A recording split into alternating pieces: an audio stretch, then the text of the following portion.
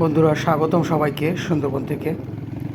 গত কয়েকটি পর্বে আমরা খুলনা জেলা, বাগেরহাট জেলা এবং সাতক্ষীরা জেলার সুন্দরবন উপকূলীয় এলাকা ঘুরে পর্যবেক্ষণ করে আমরা যেটা আবিষ্কার করলাম বা বের করলাম সেটা হচ্ছে গিয়ে সুন্দরবন উপকূলীয় এলাকা, অর্থাৎ বাংলাদেশের অংশে 3টা জেলায় যে সুন্দরবনের অংশটা পড়েছে তার প্রায় 90% উপকূলীয় এলাকা আমরা পরিদর্শন করেছি এবং এটি অত্যন্ত দুর্গম এবং বিশাল দুর্গম এলাকা।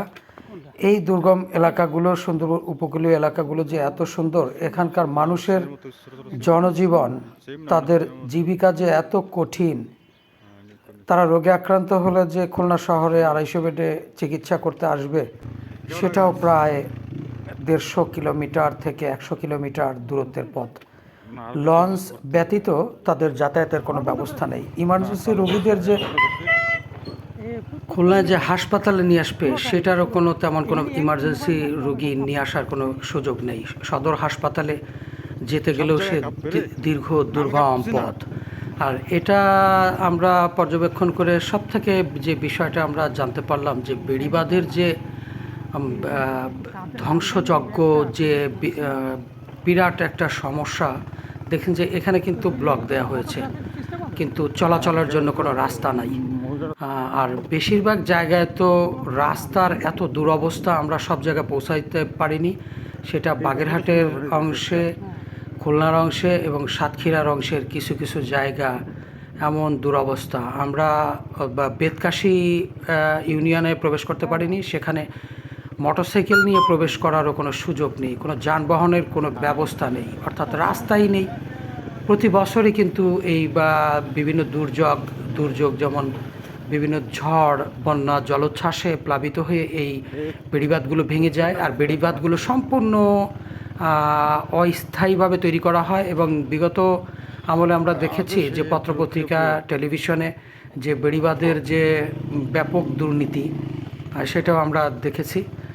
তো যার ফলেই কিন্তু বারবারই কিন্তু এই অস্থায়ী বেড়িবাঁধগুলো কিন্তু ভেঙে যাচ্ছে এবং স্থানীয় বাসিন্দাদের ভেতরে, অর্থাৎ কৃষি জমি, মৎস্য বসবাসের যে জায়গাগুলো, সমস্ত জায়গায় এই প্লাবিত লবণ পানি ঢুকে গিয়ে বহু বছর ধরে কিন্তু তারা কৃষি, মৎস্য এসব করতে পারে না। তারপর সুপেয় পানির যে বিরাট একটা সমস্যা, আপনারা দেখছেন যে এই অঞ্চলটায় কিন্তু জিও ব্যাগ দিয়ে কিন্তু বেড়িবাঁধ ঠিক করা হয়েছে, কিন্তু ভালো মানের রাস্তা কিন্তু নাই সব জায়গাতে। অর্থাৎ বর্ষাকাল আসলে এখানকার মানুষের যে কি চরম দুর্ভোগ।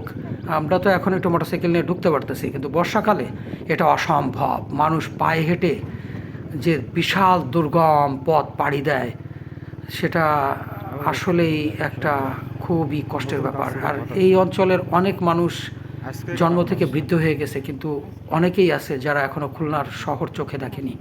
তাদের কাছে এটা একটা স্বপ্ন। শহরের যে নাগরিক যান্ত্রিকতা, সেগুলো তারা চোখে দেখেনি। আর রাস্তাগুলোর এই চরম দুরবস্থার কারণে এখানে রয়েছে বিপুল সম্ভাবনা। বিশাল সুন্দরবন উপকূলীয় এলাকার জনবসতি, একপাশে নদী, চর, একপাশে জনবসতি, ও ঠিক নদীর ওই পাড়েই, খালের ওই পাড়েই সুন্দরবন।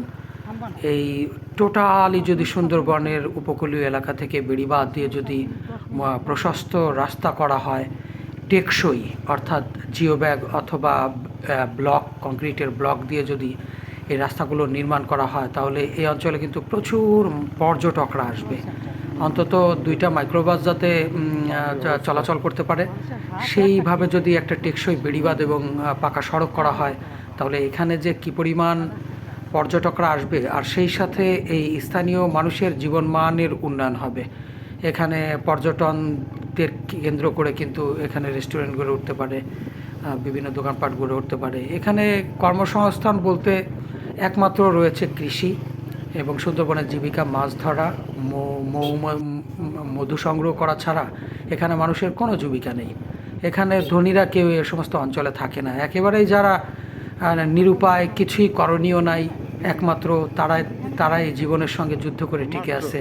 বৃষ্টির পানি ছাড়া এই অঞ্চলে সুপেয় মিষ্টি পানির কোনো ব্যবস্থা নেই। অনেক জায়গায় দেখি যে বড় বড় ট্যাঙ্ক রয়েছে, প্লাস্টিকের ট্যাঙ্ক, পানির ট্যাঙ্কি, সেগুলায় বৃষ্টির জল ধরেই কিন্তু তারা জীবন নির্বাহ করে, কিন্তু সেই ট্যাঙ্কের পানি শেষ হয়ে গেলেও তাদের করণীয় কিছু থাকে না। কিছু কিছু পুকুর আছে মিষ্টি জলাশয় ধরে রাখার জন্য, কিন্তু যখনই এই প্লাবনগুলো বড় বড় বন্যা, ঝড়, জলোচ্ছ্বাসে যখন প্লাবনগুলো শুরু হয়, তখন এই মিষ্টি পানির উৎসটাও থাকে না। অর্থাৎ এখানে যে কি করুণ অবস্থায় সমস্ত এলাকায় না গেলে আসলে বোঝা যাবে না।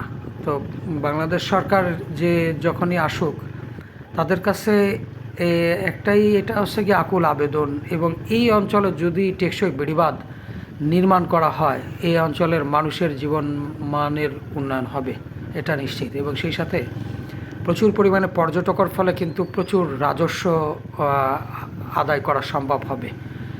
তো আমরা এ যাবৎকাল যতদূর দেখলাম যে বেশিরভাগ অনেক এলাকায় আমরা তো টোটালি প্রবেশই করতে পারিনি, শুধুমাত্র এই বেড়িবাঁধের কারণে। তো সুতরাং এই যে যে বিপুল সম্ভাবনা, এত সুন্দর আমাদের এই সুন্দরবন বাংলাদেশে, এটা আমাদের জন্য বিশাল বড় একটা আশীর্বাদ। এই বিশাল সুন্দরবন একেবারেই আপনার বাগেরহাট থেকে শুরু করে শ্যামনগর উপজেলার শেষ সীমানা, এটা হচ্ছে ভারতের সীমানাবর্তী অংশ। অনেকেই পর্যটন হিসেবে কিন্তু সুন্দরবনে প্রবেশ করেন, কিন্তু এই সমস্ত অঞ্চলে বেশিরভাগ লোকের পক্ষে আসা সম্ভব নয়, কারণ এত দুর্গম যাত্রা। আপনি যে মোটরসাইকেল নিয়ে আসবেন, খাদে পড়ে যাবেন, আপনি আপনার লক্ষ্য উদ্দেশ্যে পৌঁছাতে পারবেন না। এবং সেই সাথে যদি একবার গাড়ি বিকল হয়ে যায়, তা গাড়ি এখানে ফেলে রেখে চলে যাওয়া ছাড়া আর কোনো উপায় নেই। অর্থাৎ আপনি কতদূর গাড়ি ঠেলে নিয়ে যাবেন? পার্শ্ববর্তী কোনো মোটরসাইকেল গ্যারেজ পর্যন্ত পৌঁছানো আপনার পক্ষে আমার মনে হয় সম্ভব না। তাছাড়া আমরা এই যে সকাল থেকে সন্ধ্যা পর্যন্ত যাত্রা করি, তেমন কোনো খাবারের হোটেল নেই। অর্থাৎ এক প্রকার না খেয়েই, আর ভালো মানের খাবার তো এখানে পাওয়াই যায় না, না খেয়েই এই দুর্গম পথ পাড়ি দিতে হয়। সেই খুলনা থেকে রওনা দিই, সেই সকালে রওনা দিয়ে সুন্দরবন পৌঁছাইতেই লাগে প্রায় 5 থেকে 6 ঘন্টা। কোনো এলাকায় যাইতেই তো 7 থেকে 8 ঘন্টা লেগে যায়। তারপর আপনি যে এই সুন্দরবন উপকূলীয় এলাকার বেড়িবাঁধ দিয়ে আপনি আপনার লক্ষ্য উদ্দেশ্যে পৌঁছে আবার আপনি আপনার গন্তব্যে পৌঁছাতে পারবেন, তারও কোনো গ্যারান্টি নেই। এবং কোনো জায়গায় গিয়ে যে আটকা পড়ে গেলে যে সেখানে থাকবেন, তেমনও কোনো ব্যবস্থা নেই। অর্থাৎ আপনি এইটা একটা চরম বিপজ্জনক একটা যাত্রা। এই আমরা যে যাত্রাটা করেছি, এটা খুলনার কতজন মানুষ এই দুর্গম পথটা পাড়ি দিতে সক্ষম হয়েছে আমরা জানি না। যদি কেউ গিয়ে থাকেন তাহলে জানাবেন। টোটাল 3টা জেলার কথা আমি বলতেছি। 3টা জেলার সুন্দরবন উপকূলীয় এলাকার বেড়িবাঁধ দিয়ে, একদম সুন্দরবন সংলগ্ন যে নদী অথবা সুন্দরবন, ওই পাড়েই সুন্দরবন দেখতে পারবেন, তার পাশ দিয়ে যে বেড়িবাঁধের রাস্তাটা, সেটা দিয়ে যদি আপনারা যেতে থাকেন তাহলে আপনারা বুঝবেন যে দুর্গম পথ কত কঠিন এই যাত্রা। আর এত সুন্দর মনোরম পরিবেশ, জেলেরা মাছ শিকার করছে, সেখানকার শিশুরা, নারীরা প্রত্যেকেই মৎস্য শিকারের সঙ্গে জড়িত, বাওয়ালিরা মধু সংগ্রহ করতেছে।